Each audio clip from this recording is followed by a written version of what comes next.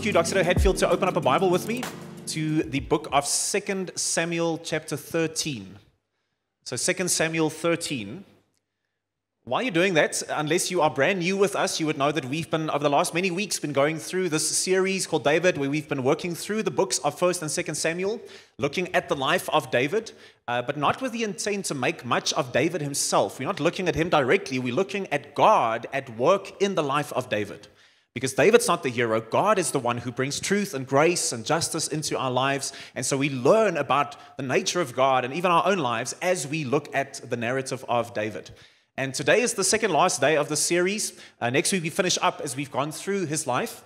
And today we're looking at something of a heavy reality, the aftermath of the choices, the brokenness, the sin of David, as was so well explicated last week, I think, by Ulrich. And maybe just to catch us up a little bit. So last week we saw this incredibly broken, sinful moment, this devastating failure by King David. So he's out on his palace roof one day and he sees a woman. She's doing ritual bathing in the privacy of her own place. He sees her and he wants her. He lusts after her. He has his people bring her to him and he sleeps with her. He impregnates her. And then she's actually the wife of one of his soldiers currently fighting for him in his own army, Uriah. And so he brings this man back from the fighting. He tries to get him drunk a couple of times. He tries to have him sleep with his own wife so that he would cover his own backside. But Uriah is just too much of an honorable man to do this. And so in the end, shocking moment, David tells the commander of his army, Joab, to force Uriah when he goes back to the fighting, to get him to the very front lines of the fight. And when he's at his most vulnerable, right at the front, retreat from him, abandon him. He has him murdered. Shocking moment. A man after my own heart, God says, and yet look at the brokenness and the sin that even he can fall into. And so God takes the first step and he confronts David through the prophet Nathan about his sin. And David is told the story by Nathan that is used to bring him to his senses, to show him you are the man of the story. And finally there is a true moment of repentance and forgiveness for the shocking sin of David. But the question now is, so now what? What about the reverberations of this sin? If we just pick it up here in 2 Samuel 12:13 for a moment, it says that David responded to Nathan, I have sinned against the Lord. And Nathan replied to David, the Lord has taken away your sin. You will not die. So there's genuine forgiveness here. But Nathan also tells him about the consequences, just the natural consequences of what's going to happen because of this.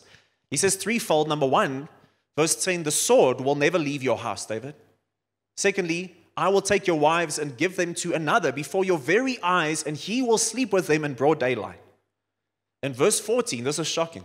The son born to you from this incident will die. It's hectic stuff.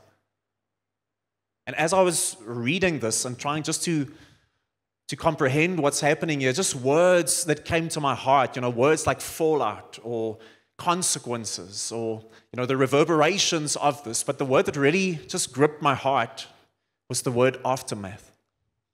What is the aftermath of an explosion of sin like this? So on the 26th of April, 1986, one of the most shocking events in human history, the reactor number 4 of the Chernobyl nuclear power plant, located near Pripyat in Ukraine, exploded, something that was thought to be impossible. And there's a chilling scene that took place shortly after this explosion, where a couple of kilometers away on the Pripyat Bridge, later would be renamed as the Bridge of Death, families started gathering because this reactor, as it exploded, you'll see it's a painting on the screen here of this, but as the reactor explodes, suddenly this almost mesmerizingly beautiful blue light started emanating from the reactors, pointing straight into the air. And, these people were not aware of what's happening, so they start gathering with their families on this bridge to look at this beautiful light. If you've ever watched the HBO series about this event, it's chilling. And what they were not aware of in that moment The fallout, the aftermath is what was happening. The reason for this blue light was the radiation, the ionizing of the radiation reacting with the air molecules. This was the cause of this seemingly beautiful blue light. What was actually happening, not only was it not pretty, it was deadly. They were being poisoned as they stood there. You see, that's on that day, in 1986, that reactor exploded in a moment, but the aftermath of it, the fallout of it, lasted for generations. Whole areas became uninhabitable as the radiation poisoned the land and the water, even the people. Friends, that is what sin does. The action might be just a moment, but the fallout, the aftermath, infects, poisons families, nations, cities, people. It takes a moment to explode, but sometimes the aftermath, the effects, they linger. And so the question is, what do we do with that? In these 5 chapters, chapters 13 to 18, we're going to see the shocking aftermath of David's evil actions. And though it's heavy, I want to invite you today to see that even maybe in your life or mine, when there are consequences, that painful things that linger in our lives, there is a powerful hope available to us. So let's walk through it. We can't read every single verse, so we're going to do a bit of a high-level fly-through of these 5 chapters. And it begins in 2 Samuel 13. So David's firstborn, Amnon, he is the next in line for the throne. He's the heir to the throne. Something shocking happens. One of the most shocking scenes in the Old Testament. He is suddenly inflamed with lust toward his half-sister. So same dad, different mom. God condemns the polygamy that David just goes into. So he has this lustful drive toward her. He lures her to his bedroom. He tries to seduce her. And when that fails, he rapes her. It says here in verse 12, she cries out, "Don't, my brother," she cried. "Don't disgrace me. Don't commit this outrage." But he refused to listen to her. And because he was stronger than she was, he disgraced her by raping her. And after this incident, the text says that he was so filled with rage toward himself and to her that he says, "Get this woman out of my sight." And listen to how he puts it here, verse 17. He says, "Put this woman out of my presence," and bolt the door after her.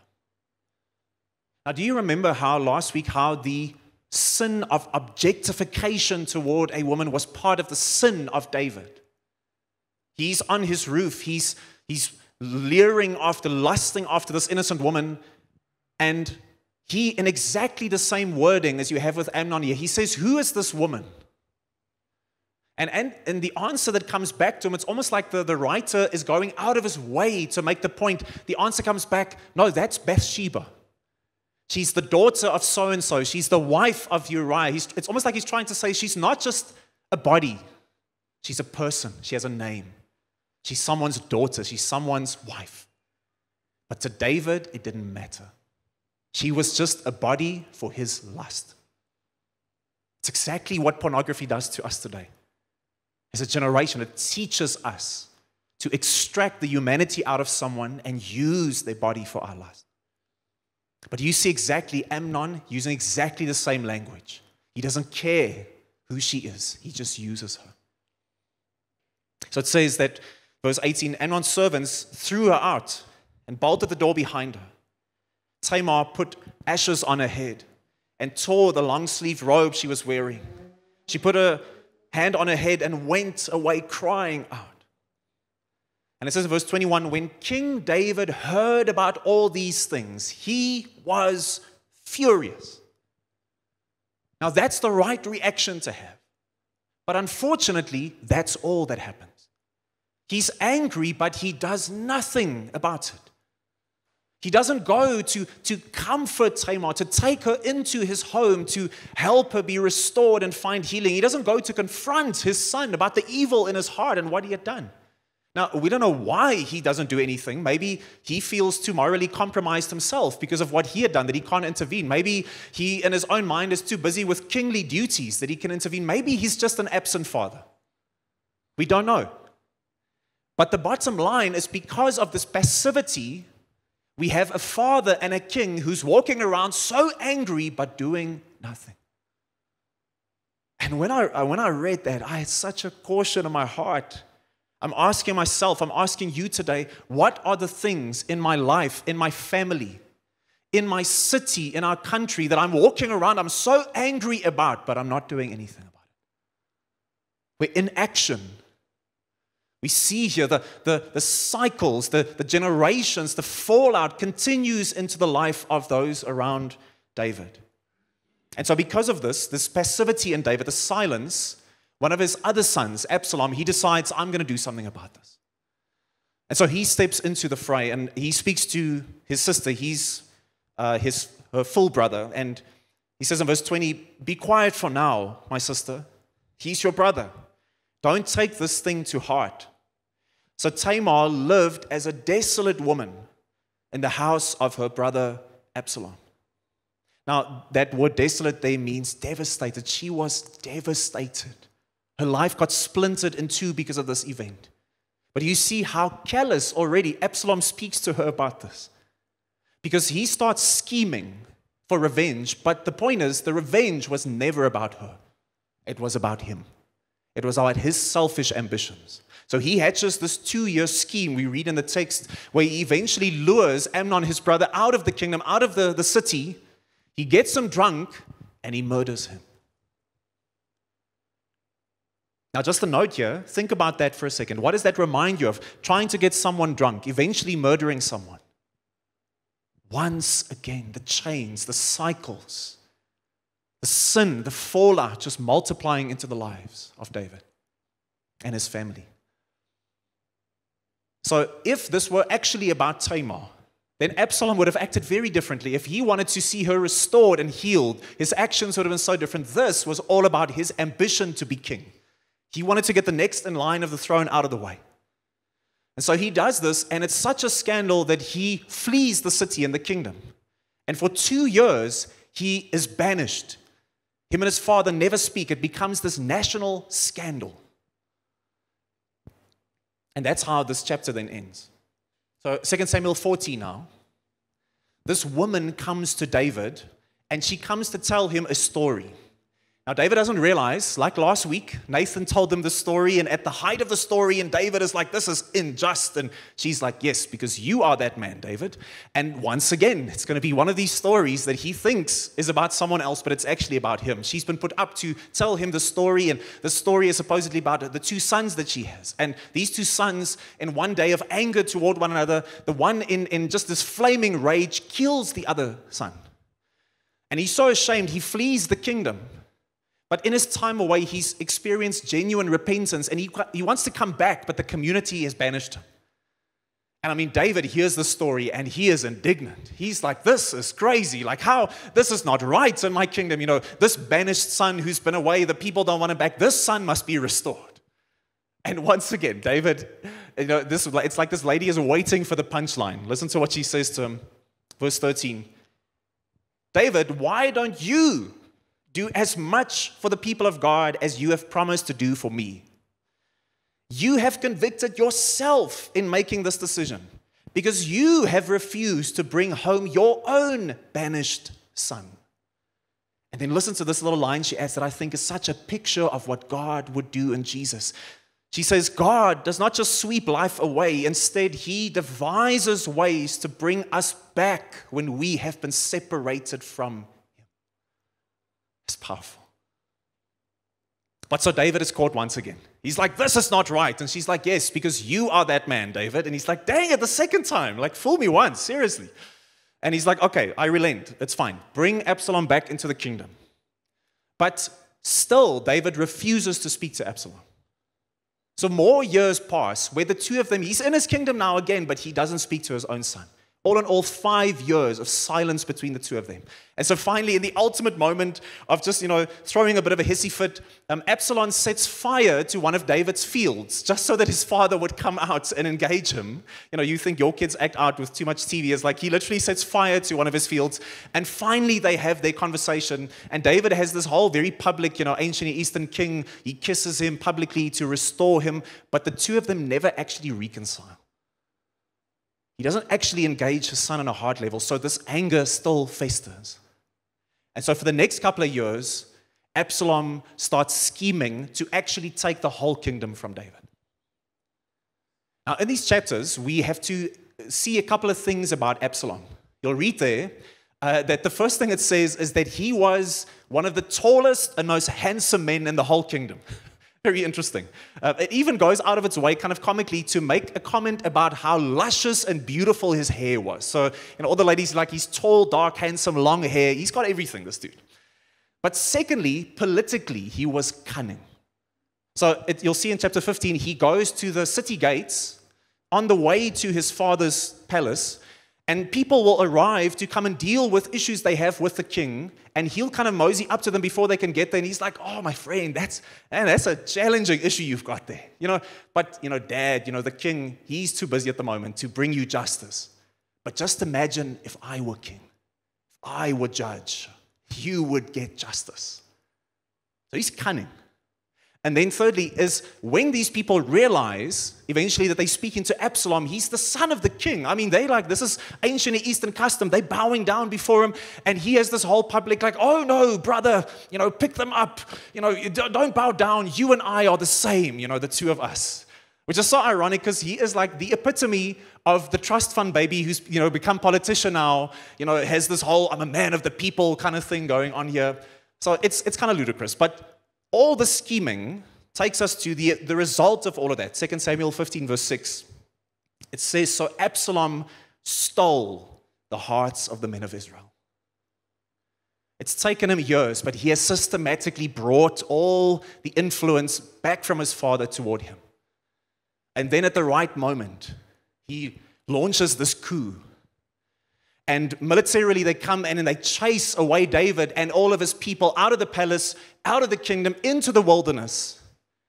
And shocking moment, I keep using the word shocking because there's so many of them, in a shocking moment to display his humiliation over his father, on the roof of the palace, he sets up this pavilion and he publicly, in view of the people of the kingdom, sleeps with some of David's wives.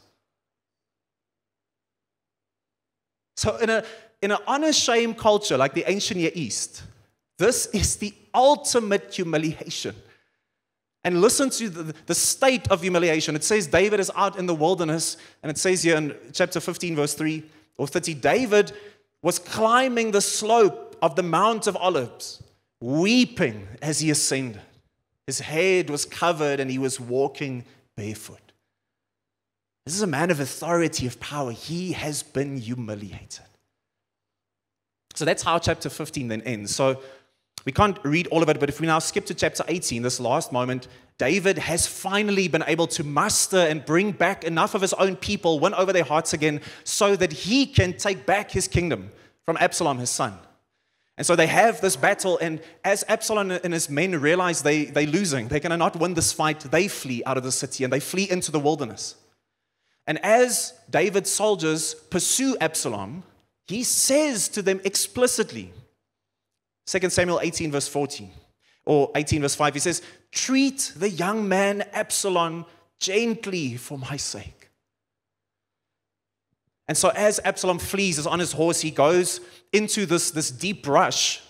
And then once again, just a crazy moment. We heard earlier about his thick, luscious hair, and his hair gets caught in this brush. And his horse kind of goes, and so he is, crazy moment, suspended in midair, absolutely helpless. And these soldiers just surround him. And one of the soldiers say, David said we're not to touch this boy. But Joab, the commander of his army, says, no, that's ridiculous. This guy, we can't have him live. He will just do the same. He will scheme again. He will do all of this again. So 2 Samuel 18 verse 14, shocking moment. It says, so Joab, he took 3 spears in his hand and thrust them into Absalom's chest. Now, David is awaiting news from this battle, and he's constantly asking everyone who comes, what's happened to Absalom? What's happened to my son? And then finally, someone has the guts to tell him what's happened. And the next verse, after he hears the news, is maybe one of the most heart-wrenching. If I just think about interpersonal, father, son, family, just relational moments, man, this is heavy. It says, 2 Samuel 18:33, the king was deeply moved, and he went up to the chamber above the city gates, and he wept. And as he walked, he cried, my son Absalom, my son Absalom, if only I had died instead of you. Absalom, my son, my son. This is heavy. You know, in Hebrew language and writing, repetition is the way that you put like an exclamation mark, like capital letters onto something. And for the first time in all of these chapters, David uses the word son for Absalom. And not once or twice or 3 times, but 5 times he cries out, my son. It's like all the aftermath, all the fallout just dawns on him in this moment. It overwhelms him, but it's too late. Because that is tragically how the story of David and his son Absalom ends. The aftermath lingers. Now, I want us to see today 3 things, just briefly, from this text that, as I say, I recognize this is heavy stuff. But we see in God 3 things here that brings hope to us. So the first, no surprise here, what we see in the text is that the aftermath of sin is real and far-reaching. It's real and far-reaching.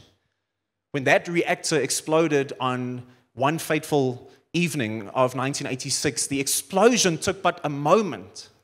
But the fallout, the effects, lasted for almost now centuries. And the reality is what we see here with David is that the sin of jealousy and the sin of lust and the sin of selfish ambition and the sin of passive silence, it's as if those things multiplied out into the lives of his children. It's as if you realize my sin affects the people around me. Now, I want us for a moment just to consider the relationships that are close to you, that are dear to you, that you have interaction with. Because this affects all of these people. Maybe I can just use the frame of parent relationships for a second for it. Guys, I was shook just thinking about the fact that in these chapters, realizing as a parent, my sin affects the lives of my children. I'm not saying today that you are responsible for all the actions of the people close to you, or your children, even their decisions. They still have to make their own decisions. What I'm saying is it affects them. If I am going to neglect my child consistently, there is a very good chance that they will grow up neglecting their own children. Children that grow up abused are statistically almost guaranteed to end up abusing themselves or others. If I have this workaholic just identity where the greatest thing I can do with my life is just financial security and performance in my career, I will gift my children an identity crisis they will have to try and sort out later about their security and who they are and their significance. If my house is filled with gossip the whole time, it's gossip about the grandparents and about the friends at school and about the colleagues, if that is, I am setting them up to have that be just the culture of our household going forward.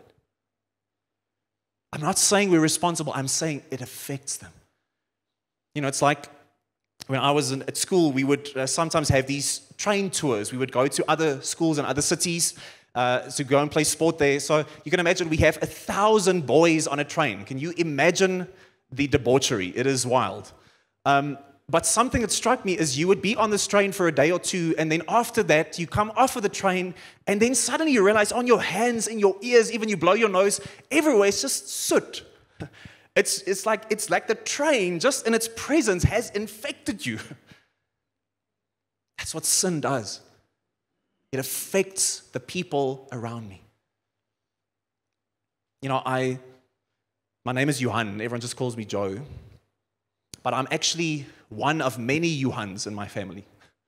We are a long lineage of Johans. And, you know, that comes with almost like this pride of, you know, this proud, you know, generations of Johans. But part of the issue with that is that virtually all the Johans that have preceded me have been deeply unfaithful to their wives. I remember just listening into this heated conversation our family had when I was in high school, hearing them, and one of my aunts just, in a heated moment, just shouting out like, "You Strofeld Ben are all the same."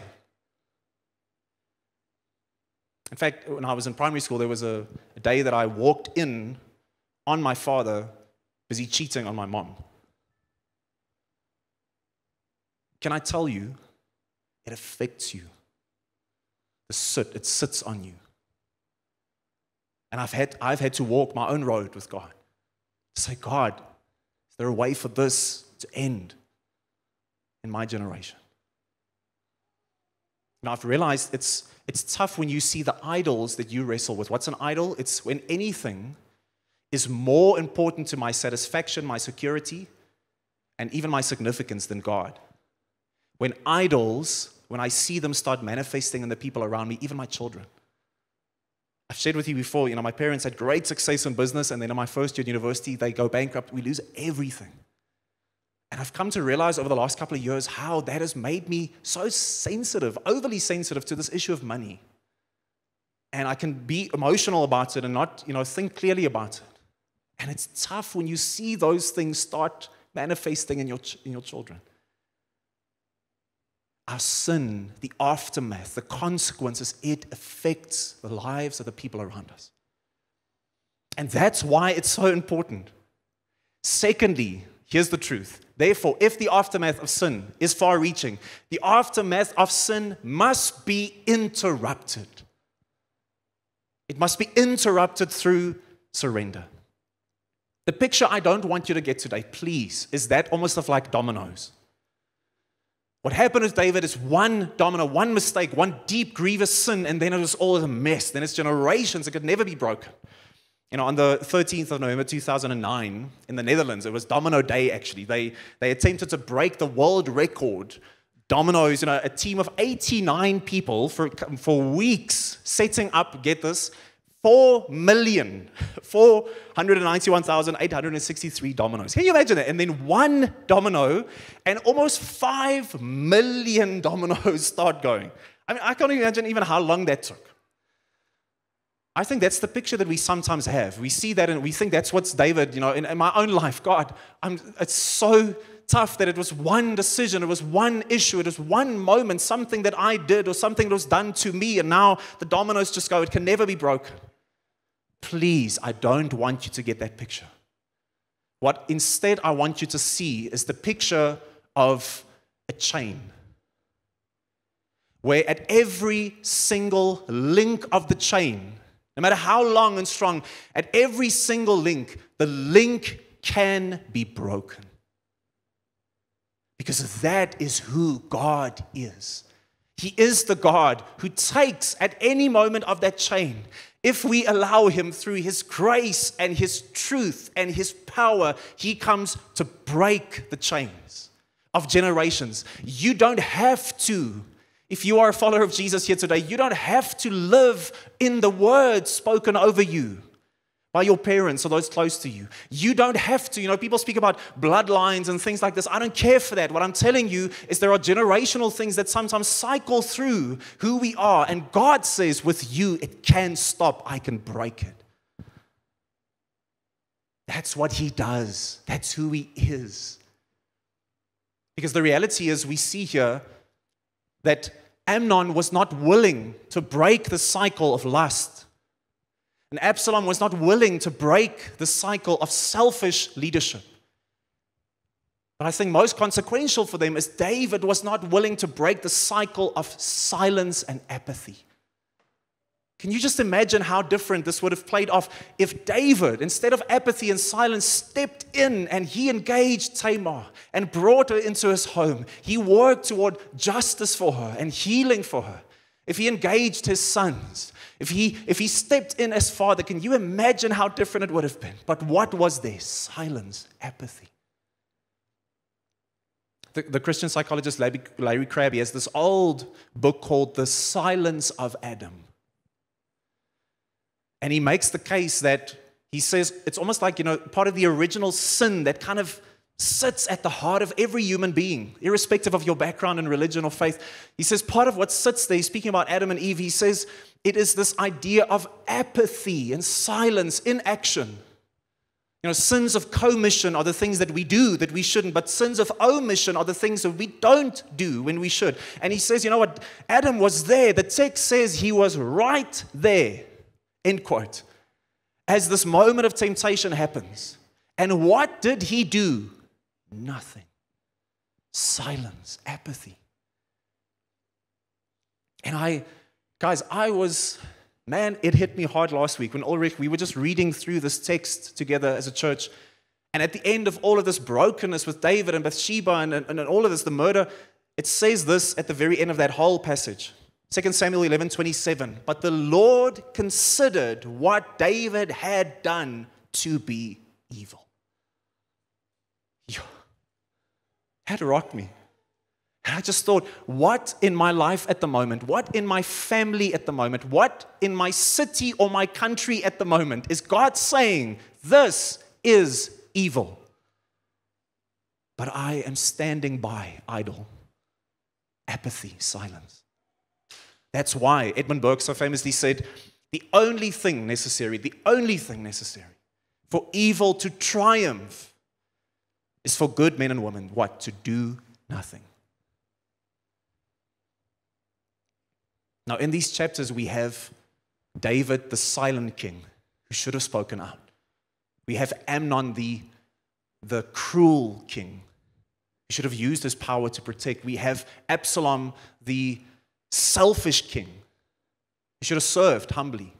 It's as if all these chapters are crying out as you read them and say, we need a true and better king. We need a true and better Adam. We need a true and better human. And that is why it is so powerful that is exactly where the Bible takes us.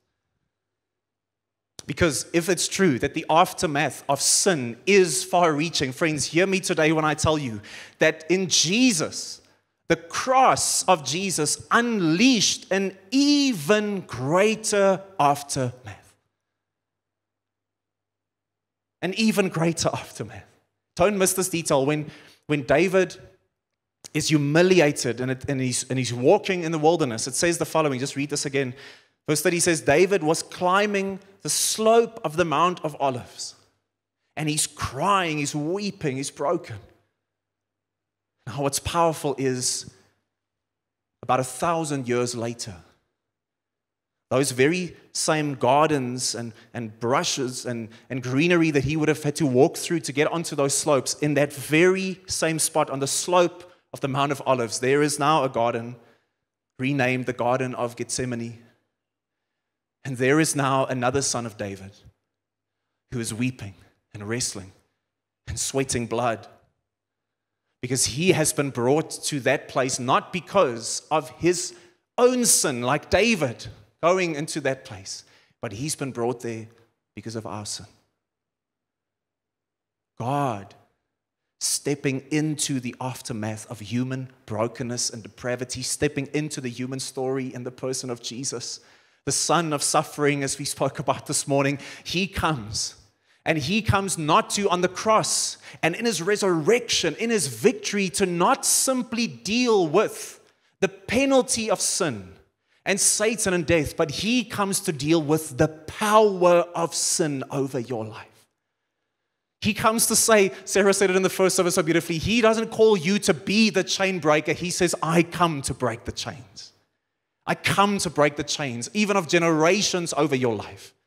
I come to be the true and better king. I come to be the true and better Adam. I come to be the true and better human. In me, not only is the penalty dealt with, but the power is broken.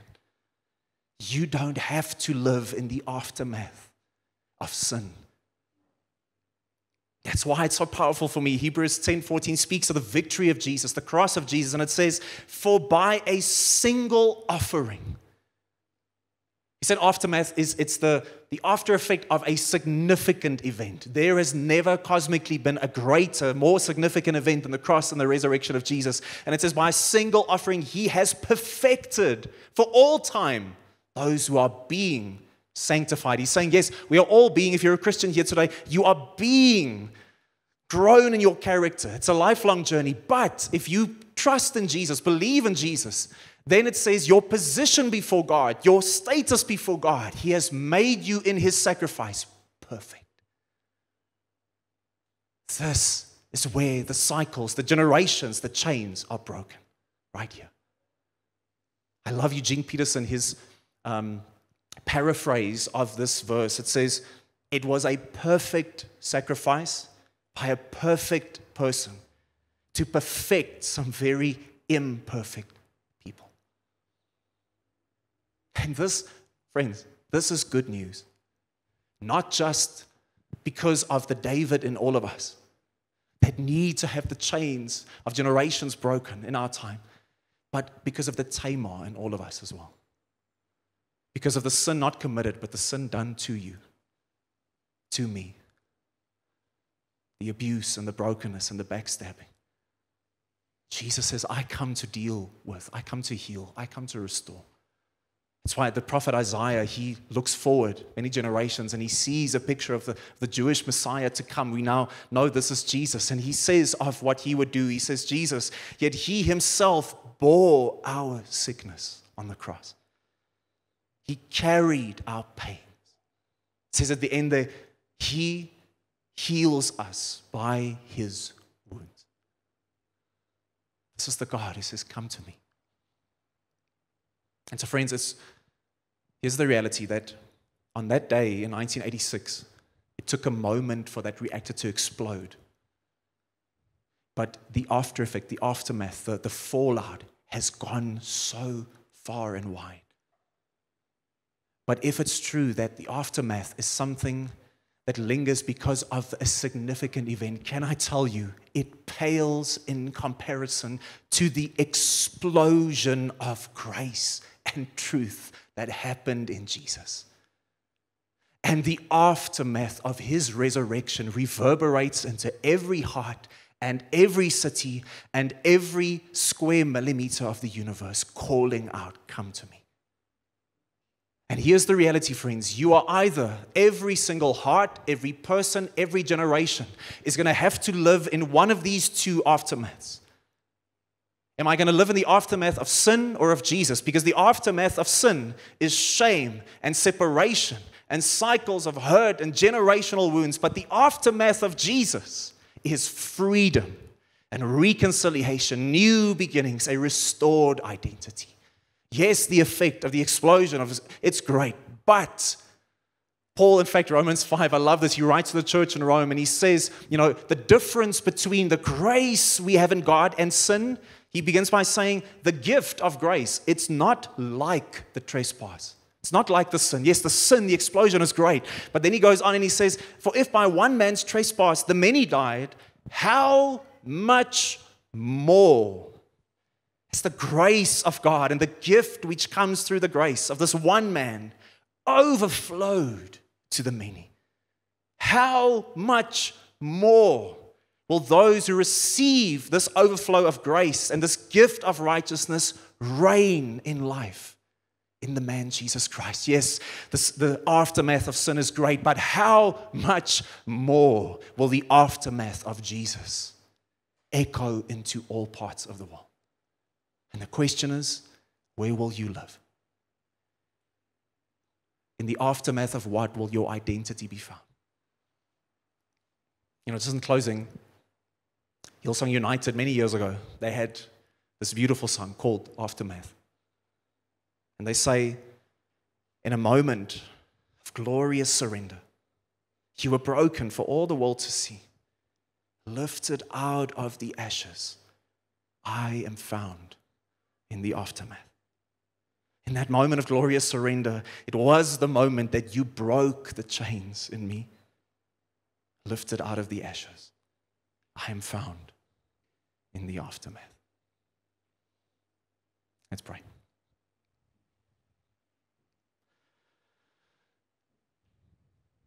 Jesus, I pray today that the overflow, the how much more of your grace would come and restore and redeem and rewrite, would interrupt old stories, God. And may we find ourselves today in you. And I pray specifically for any person who has yet to experience that forgiveness, that grace, who hasn't come to you, Jesus, as Lord and Savior. May they do that today. May they pray to you today. May they receive your grace today. Teach us to live in the aftermath of your grace, Jesus. Amen.